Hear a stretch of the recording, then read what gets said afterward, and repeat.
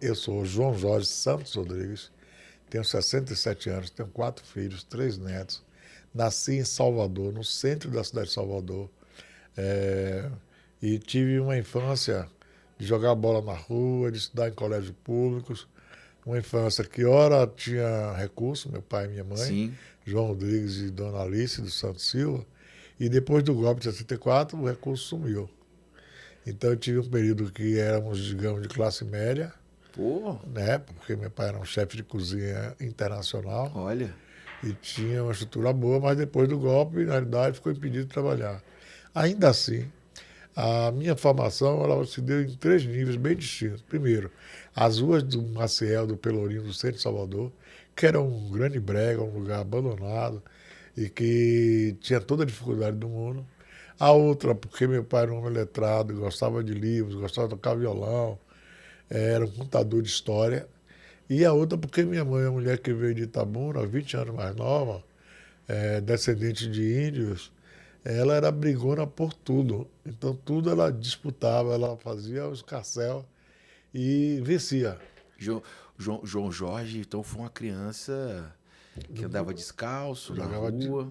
pedras, bola com os amigos, Quantos jabas. irmãos? Tem Eu irmãos? tenho 4 irmãos, Quatro irmãos. uma Rita, falecida, Rita, Cristina, José. Jogávamos bola na rua, uma turma pequena. O Wilson, Java, Diocleciano, Roberto e Jorge Tripa. E jogávamos bola porque era a nossa diversão. E ia para a Praia da Barra, tomar banho de mar, entrando no fundo do ônibus sem pagar e saindo pela frente. E como é que era lá no seu bairro? Ora, Como é que era a educação daquela época? havia um respeito aos mais velhos incríveis. Sim. Nós estávamos sempre pelas ruas. Não sei se você já leu um livro chamado Capitães de Areia, de Jorge Amado. Ah, quem não leu na escola não tem como Então, não ler. a única forma de a gente ir para casa é quando uma pessoa da casa diz, meninos, vão para casa. A gente ia para casa. Mas a vivência nossa era rua. Rua. Rua, rua, escola. E, ao mesmo tempo, um pouco do que cada pai passava, cada mãe passava. Aquela cultura de tomar bem seus mais velhos. Sim. Essa formação é também a formação de muitos baianos, de muitos baianíssimos, que deu uma pluralidade muito legal. Menos preconceito, mais visão cosmopolita e, ao mesmo tempo, um apego à poesia, à cultura, à palavra, à música. Então, se você pegar de João Gilberto, Dorival Caymmi, passar por Caetano, por Gil, chegar no Olodum, no Ilê, Margareth Menezes, você vai ver que diferentes tipos de baianos pegaram a sua formação de criança, de infância e adolescência e fizeram disso um gatilho para ir para a vida. Sim. Então, você vai ali superando a dificuldade, trabalhos pequenos. Eu fui boy com 15 anos, trabalhei no supermercado empacotando mercadorias. Depois eu fui para a empresa alemã de máquina de escritório, fui para fazer o ginásio, no ginásio comercial, no Senac, que era muito importante. Depois fui para o Central, Colégio Central, onde era a escola pública de governadores. E sempre perto do crime, periferias, sempre andando do O lado. Pelourinho, o centro da cidade, era uma periferia no coração de Salvador. Sim. O jornal francês Le Monde fez uma matéria dizendo o pior bairro do mundo, E talvez nos será que anos lá atrás. o seu pai, por ter uma cultura, né, um pouco Diferenciada, melhor diferenciada. dos outros, você não Na desviou? realidade, tanto meu pai como minha mãe, eles tiraram a gente de ser só o vagabundo, ou líder de facção, ou chefe do crime. Com ações bem simples. Por exemplo, meu pai comprou a coleção O Mundo da Criança. Eu adorava ler. Eu ficava na fila para ler o jornal depois dele. Seus irmãos também gostavam de ler? Gostavam de ler. E aí o que acontece? Com 6, 7 anos já lia o jornal a tarde todinha. Eu lia o crime, o futebol, todos os detalhes que tinha ali. Futebol. E com a coleção da criança, a gente conheceu o Rapunzel, todos aqueles heróis europeus do imaginário. E o futebol, ele caminhava no lado do sonho de todas as crianças A pretas gente, e pobres, nós né? jogávamos bola e torcíamos para um time importante da Bahia, que é o Bahia, que a maioria era Bahia. Havia uma pessoa que era o goleiro, que não era Bahia, torcia para outro time de lá. Mas a maioria, adorava e amava o Bahia, até porque era um momento que o Bahia estava sendo campeoníssimo de várias coisas, e tinha uma mística incrível, com jogadores fantásticos. Lei da história é linda. E a torcida do Bahia é o maior patrimônio do Bahia. Sim. É o único clube no mundo que o hino não é dedicado ao clube, o hino é dedicado à torcida. Ao povo. Como é, somos da turma tricolor. É totalmente dedicada para quem torce o Bahia. Quem torce o Bahia, na realidade, é uma segunda pele, é uma terceira pele, entendeu? Aí os filhos viram Bahia, os netos. E no nosso caso, a gente jogava bola, ia para Fonte Nova, entrava no Xarel, o Xarel é quando os portões abrem, né? E achava espetacular aquele povo inteiro, negro, mestiço e branco, mais negros do que brancos, É porque torcendo pelo Bahia. o estádio, o futebol, ele é muito acolhedor, ele é inclusivo, né? O jogo e a torcida. torcida. Dentro do estádio, todos são iguais, né? Isso traz uma sociedade para dentro do estádio, ali, onde todo mundo está com o E a mesmo torcida objetivo. obriga pessoas diferentes a conversarem com pessoas diferentes. Uhum. Quando tem um gol, gente que não se conhece se abraça. Isso, eu falo vibra. sempre isso. É uma coisa. Nunca viu o cara. Tu não, nunca viu, mas o cara tá te beijando, né? Se o time perde, você também fica chateado com o colega que está ali. A frustração. E é uma forma de tribo. São tribos modernas. Quem é a tribo a ser combatida é o outro. É outro time, é outras cores, né? E eu quero já esquentar, presidente, esse debate perguntando para o senhor sobre o embranquecimento, né, e a elitização do futebol. Como é que é a sua visão em relação a isso? Bem, o futebol na torcida, havia uma série que passava, o Canal 100, que mostrava a alegria da galera na geral. Gente desdentada, gente de todo tipo. O povo. O povo. Ali estava a alma do Flamengo, do Toda Botafogo, a classe do Vasco. trabalhadora estava ali. Estava ali. Porque era hoje 10 conto de reais, mas ali o cara com o radinho dele, ele vivia, sofria e amava. A mudança gradativa dos anos 80 para cá, que começou a ter preços e começou os estádios a se sofisticarem. Então, em vez do piso para você sentar, passou a ter cadeiras. As cadeiras, na exigência da FIFA, foi mostrando que os estádios tinham que ser menor. Nós chegamos a ter um estádio de 200 mil pessoas, que em 1950, na decisão final, pegou 200 mil pessoas. Hoje o Maracanã pega 72 mil pessoas. Sim. Quer dizer que você tem 128 mil pessoas excluídas de estar ali. E quem são esses 128 mil? Ou no caso do Bahia, que chegou a ter 110 mil no jogo Bahia Internacional, Bahia Fluminense, quando fomos campeão da Série A, em 88, você tem hoje 55 mil. Gol de quem?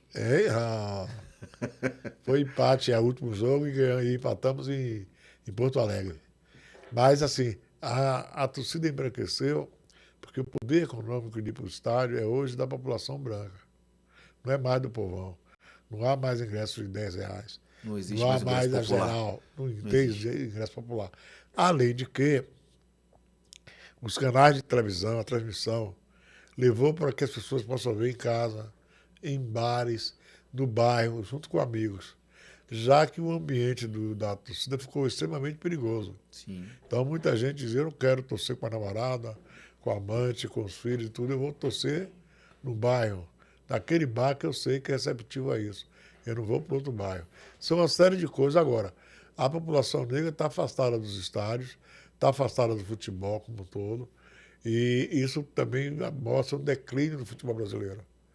Nós temos tido jogos que a responsabilidade de ganhar seria do Brasil, Sim. E a gente sofre um drama para ganhar de um time latino-americano, que era quase certo que o Brasil ganharia.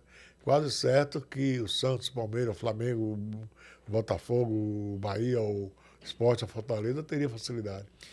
E como entra o direito na sua vida?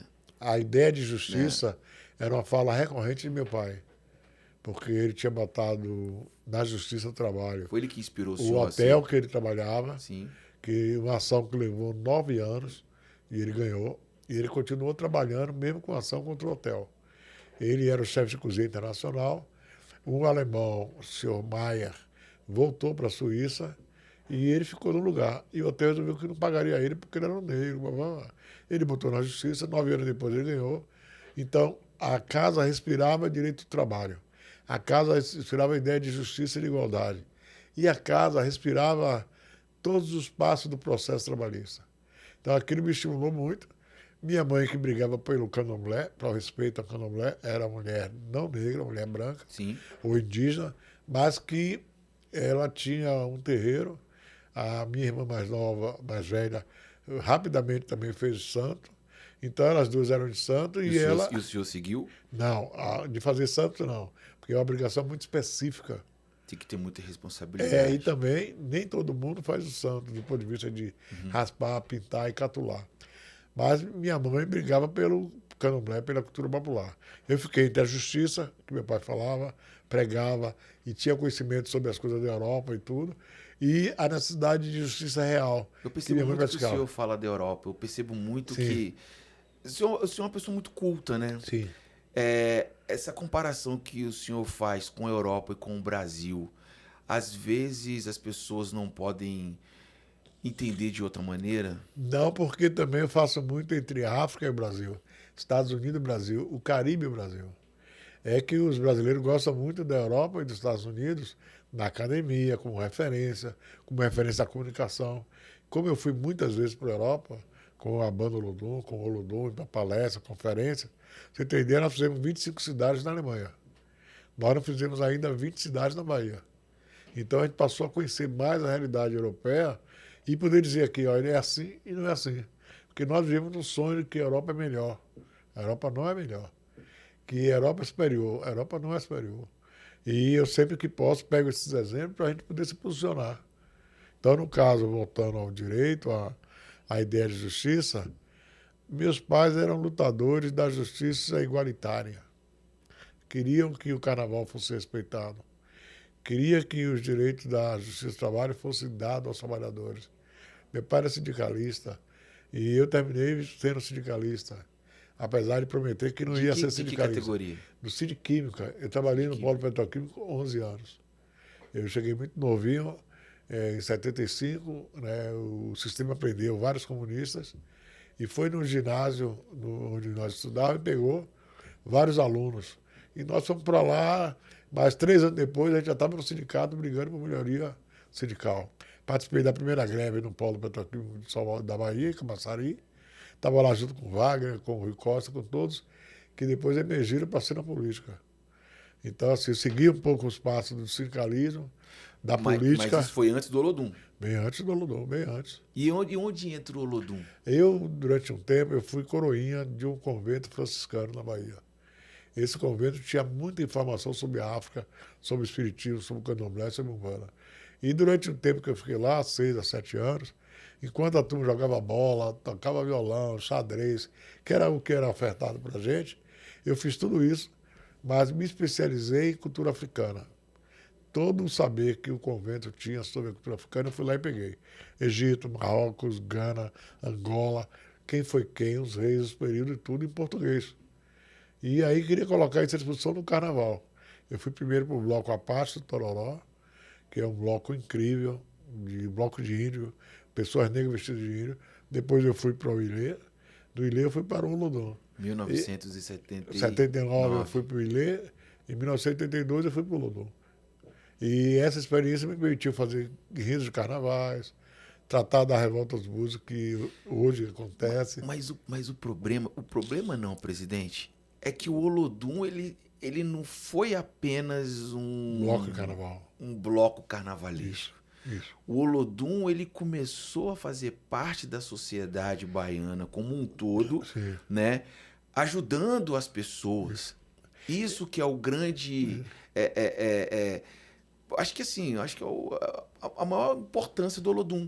Né? O fato de uma pessoa como eu estar no bloco carnaval, que visava só fazer o carnaval, deu em 83, há 40 anos atrás, uma ruptura muito legal. No Olodum criou-se uma escola de percussão chamada Escola Criativa Olodum, a partir de uma banda mirim com 7 instrumentos.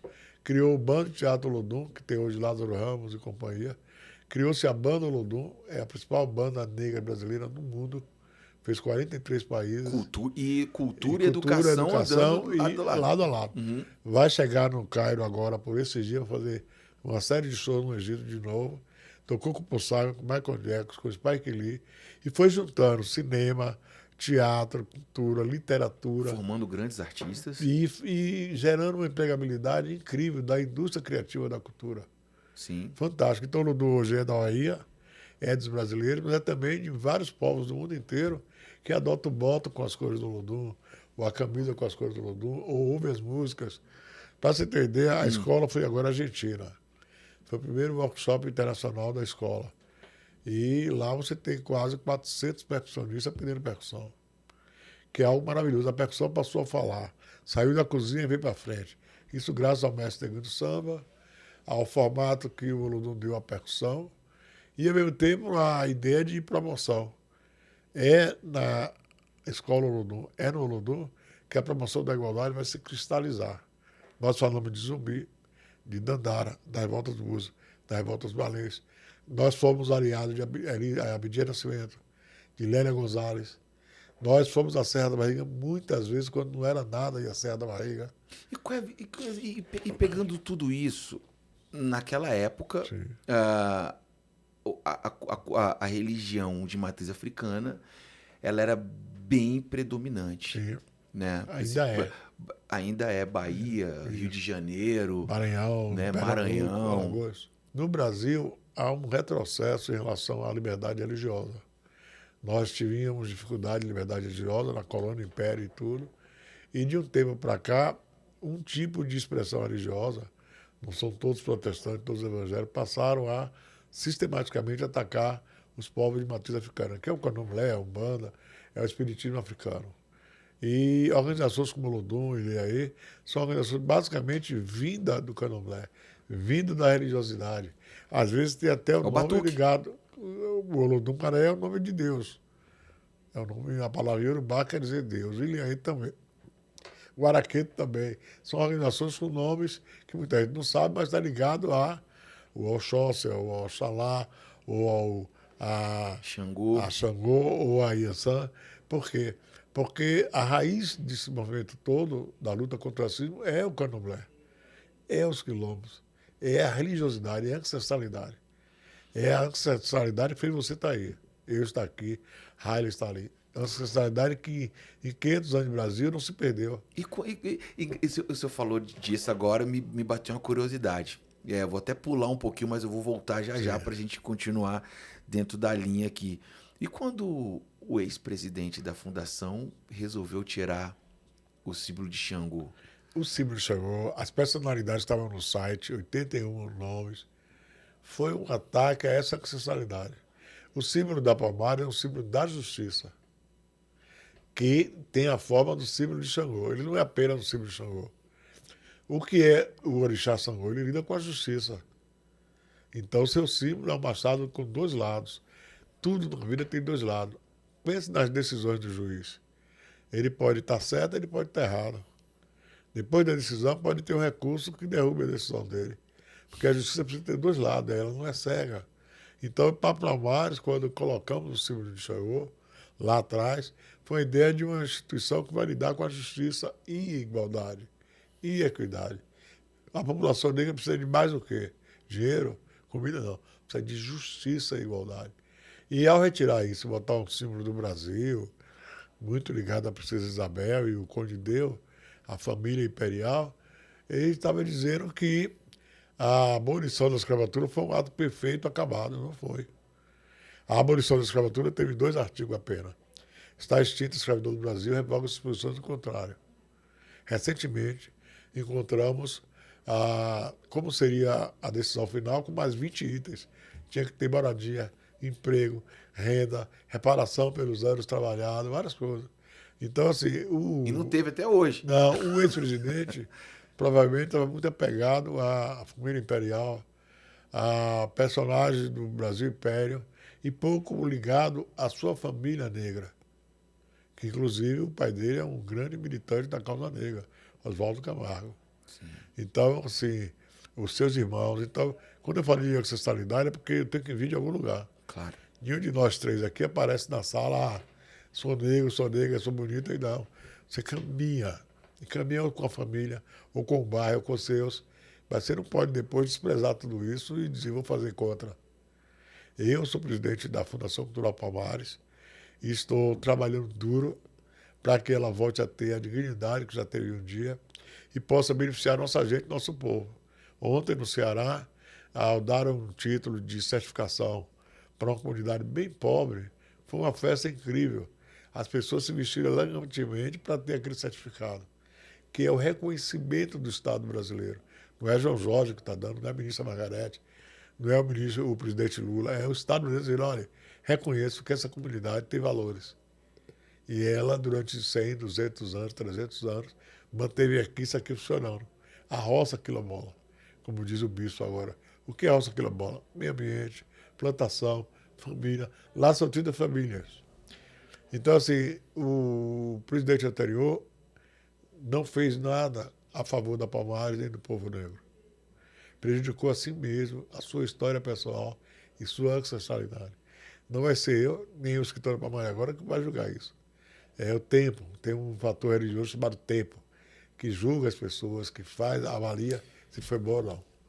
E como, assim, o senhor tocou no nome do presidente Lula, queria saber como é que é a relação do senhor com a Margarete. Olha, a Margarete Menezes é uma cantora baiana. O crescimento dela se deu perto, próximo do Olodum, com a música Faraó, desde 87. Nós Que somos todo mundo conhece. parceiro em várias frentes, várias coisas, no Afropop, cantou várias vezes no Olodum. Recentemente lançamos um filme Wakanda, em Salvador, na casa do Olodum, ela estava lá. Antes de tomar posse, eu, Zulu Araújo, foram os primeiros a dizer a ela, você vai ser ministra, porque estávamos num evento em prol da mãe Estela. E Margarete está crescendo muito como ministra, porque todo mundo esperava a fragilidade. Ela tem uma força interior bacana e está atuando muito bem. Nós temos 3 ministros que têm uma convergência nesse assunto. Silvio Almeida, Aniele Franco e Margarete Menezes. Convergência porque estão em pastas diferentes, mas eles, na realidade, têm que trocar informação, conhecimento e fazer com que esses 3 setores, direitos humanos, igualdade racial e a cultura, caminhem para a nossa gente. São 38 ministérios. Se 3 puderem fazer isso, vai ser bom. Eu coloco o senhor na mesma prateleira, tá? Isso. Então, a minha função é mais de auxiliar a ministra no caminho de tomar decisões importantes em relação à comunidade negra, as políticas públicas, a prática de uma gestão na cultura que beneficia a população negra. Vou dar um exemplo. A Lei Paulo Gustavo teve 20% de ação afirmativa. Ela tem, esse ano, 3,8 bilhões para a população. 20% nós estamos falando de 700 milhões. Só que na Bahia, a gente conseguiu convencer os 2 secretários a botar 50%. E eu queria aproveitar também para poder perguntar para o senhor da importância, né, do mês da consciência negra. O mês da consciência negra começou basicamente em Porto Alegre, com Oliveira Silveira, um militante importante de Porto Alegre, e que resolveu sugerir que o dia 20 fosse o Dia Nacional da Consciência Negra, para o Brasil pensar e relembrar.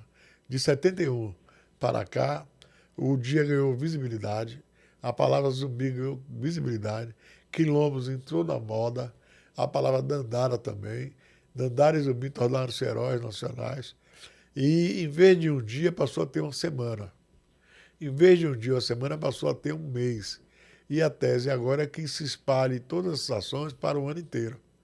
Porque as ações que tem no meio da consciência negra beneficiam o quilombo, um terreiro, tem um apoio. Então, o calendário da fundação ela está cheia. Está lotado de ações da Bahia, em São Paulo. Agora fomos na Minas Gerais. Porque tem que recuperar o tempo perdido. E mais do que recuperar, é fazer a escuta ativa. Ir para os lugares, escutar o que as pessoas estão falando, que estão demandando, e voltar para programar isso em editais, em apoios e tudo.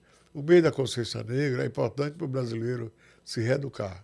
O brasileiro que não é negro, o brasileiro que é racista, ele vai ver tantas atividades, vai acompanhar tantas atividades, que ele terminará se reeducando. Ele não pode continuar sendo o racista de sempre. Sim. O preconceituoso de sempre. E não pode continuar agredindo pessoas na rua, como tem tido casos recentemente, ou impedindo as pessoas de existirem, ou provocando, na realidade, violência contra pessoas pelo simples fato de elas serem negras. O racismo é como um vento. Bate forte e hora não bate. As pessoas não sentem, mas está presente em todos os momentos, em tudo que a gente faz. Por isso temos que lutar de manhã, de tarde e de noite. Presidente, olha, Eu queria, assim, como é que foi receber o convite do Lula para ser presidente de um espaço tão importante para o Eu fiz movimento parte negro? da Palmares quando, em agosto de 88, a gente veio para Brasília para construir a Palmares. Eu fui do primeiro conselho curador da Palmares e faço parte da turma de Carlos Moura, de Vovô e tantos outros que estavam aqui há 35 anos atrás. Depois eu acompanhei diferentes presidentes e tudo, e muita gente, você precisa ir para lá e tudo. Eu somente agora aceitei o convite para ajudar o país. Só agora que o senhor aceitou o convite. Mas o convite já tinha vindo anteriormente por outros presidentes? Eu tinha vindo, e eu só aceitei quando eu disse, estou pronto. É o maior desafio da minha vida, é o maior desafio da minha turma, que é as pessoas do Rio Grande do Sul, Amapá, que acreditam num projeto bacana. E também para o presidente Lula é ter alguém que sabe o que está fazendo, que vem da comunidade negra, da cultura criativa, que já deu exemplos de como pode fazer coisas boas. Sim, e o senhor tomou posse num momento marcante, né? Que foi o do Apartheid. Explica pra gente. Um dia depois. Essa foi a ideia mesmo? Foi. A ideia é, todo dia 22, criar algum simbolismo. Porque a Palmares foi fundada em 22, então o presidente nomeou 22 de dezembro. 22 de março, teve a posse. 22 de agosto, a direção da Palmares foi para a Serra da Barriga. E cada dia 22 nós estamos fazendo algo simbólico. A ideia geral é que Margarete precisaria não ficar tão sozinha, precisaria ter um apoio da Palmares, e esse apoio pode ser por alguém que conhece do mercado, conhece do tratado, da cultura, da religião, da ancestralidade, e sabe por onde conduzir isso de uma forma tranquila e serena, sem gritos, sem palavrões, sem nada. Nunca, até agora, alguém dentro da Palmares viu minha voz alterada. Até agora, as coisas são feitas pensando no bem comum, para aqui, para ali, e dando oportunidade. Vamos, todos podem estar juntos no sucesso. Nós buscamos uma casa nova, ela saiu. A SPU deu uma casa para a Palmares. Vai ser onde? Em 35 anos, será no setor de Autarquia Sul, Que chique. onde era a junta comercial, 2 andares, um subsolo, e vai ser maravilhoso. Faço questão de visitar. Vai ser um espetáculo da cultura afro nessa cidade, que tem muito a ver com a cultura afro. Muita gente pensa que Brasília não tem a ver, mas tem. Tem a ligação com o Egito, por causa de Juscelino e a Cainaton. Tem a ligação com os terreiros, com o Umbanda. Tem a escola de samba Aruque. Tem a população... Capela Imperial também, lá de Taguati, pelo amor de Deus, em Asa Norte. Asa Norte. Não fala só da Aruque, não. Eu moro no Cruzeiro. Então, tem toda essa vivência do samba do Rio ou das escolas de samba. E tem uma população negra forte que trabalha aqui, que talvez não viva na Asa Norte ou na Asa Sul, mas é trabalhadora aqui desde quando Brasília começou a ser construída, né? Então vai ter uma Casa da Cultura que vai poder receber a todos e a todas, sem distinção, com dignidade, com orgulho, e ao mesmo tempo prestar o serviço público. É num órgão desse que você entra e sai. Quero isso, aquilo, como é que está? E essa função não estava podendo ser realizada onde a Palmares está. E quando o senhor assume a Palmares, quando o senhor abre a porta, o que o senhor encontrou lá dentro? Olha, encontrei um grupo de trabalhadores querendo fazer coisa, sem poder. Banheiros ainda mal acabados, sem ar-condicionado. E a estrutura geral era para fazer pequenas coisas. Uma parte funcionária em home office, outra parte lá. Os móveis são da EBC e não da Palmares. Parece que passou um certo furacão que passou, deixou o estrago e foi embora. E a biblioteca? A biblioteca, ela vai ser agora mudada para ser, na realidade, separada do acervo. Biblioteca e acervo estão juntos. E precisa de um espaço, vai ter um espaço belíssimo no novo prédio para a biblioteca. Havia a ideia de destruir livros. Houve um mandato judicial que impediu que se destruísse livros. Nós temos que agora desinfetar a biblioteca, que é um processo caro de quase 500 mil. Sim. Temos que comprar novos livros e revistas para atualizar, porque ficou paralisado.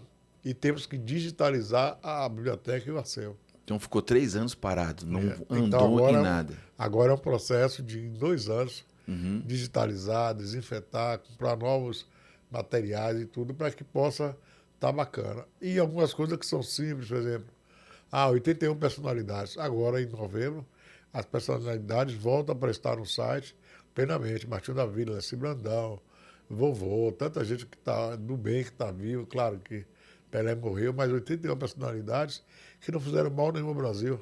Fizeram bem. São reconhecidamente personalidades. E não vão abrir um processo... E teve algumas que ele tirou, né? Disse como que não era, que não aí queria. questionava. Questionou. Atacou Palmares, Zumbi. Aí agora, tanto Zumbi e Dandares estão juntos, Sim. nessa comemoração no meio da Consciência Negra, os personagens negros, e nós vamos abrir um processo para incluir para mais gente, chegar em torno de 350 personagens dos estados, de mulheres, dar uma paridade entre mulheres e homens. Importante. Porque o Brasil pode ter 350 nomes de personalidades. Sim. A Palmares tem 35 anos, e lá vai de novo o simbolismo.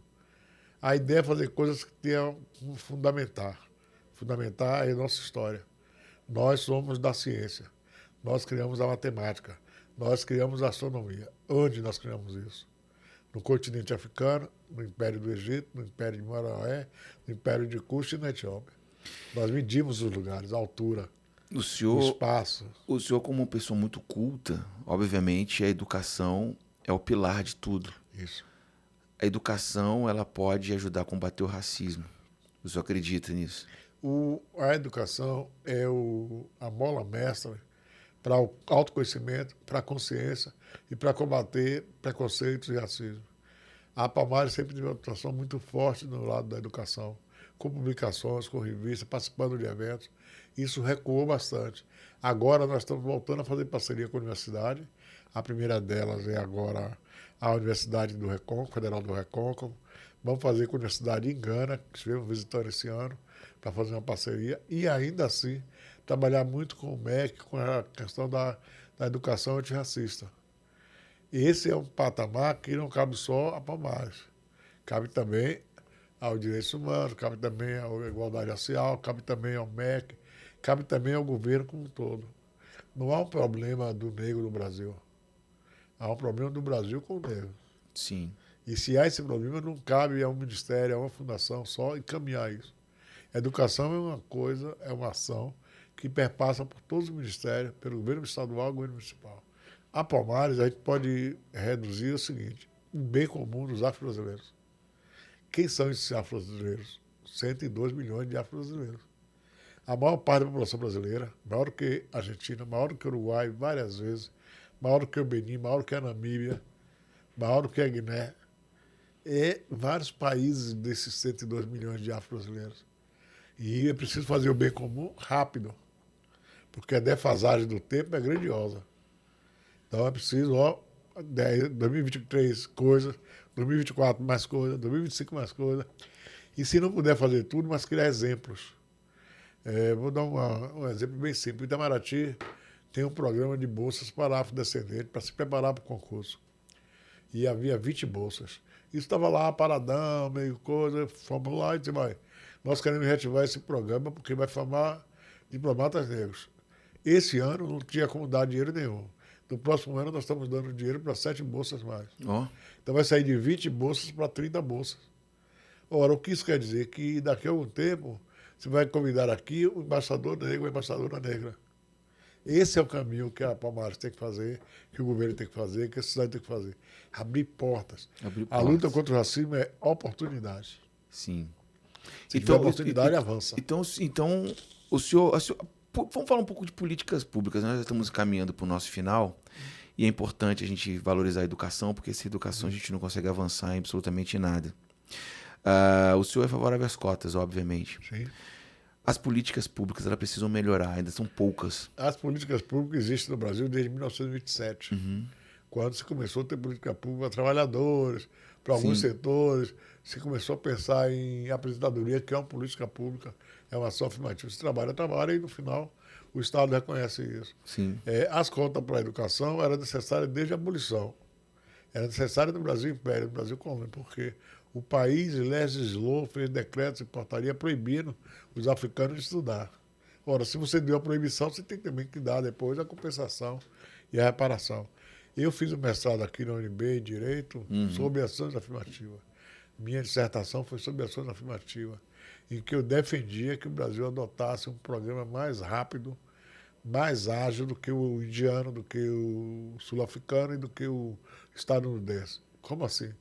Um programa que, além de acesso à universidade, também tivesse uma política de manutenção da universidade, depois de emprego e depois de avaliação. Sim. Então, seria 3 etapas. Entrar na universidade, permanecer na universidade, e depois aí o emprego, e no quarto item a avaliação desses 50 anos.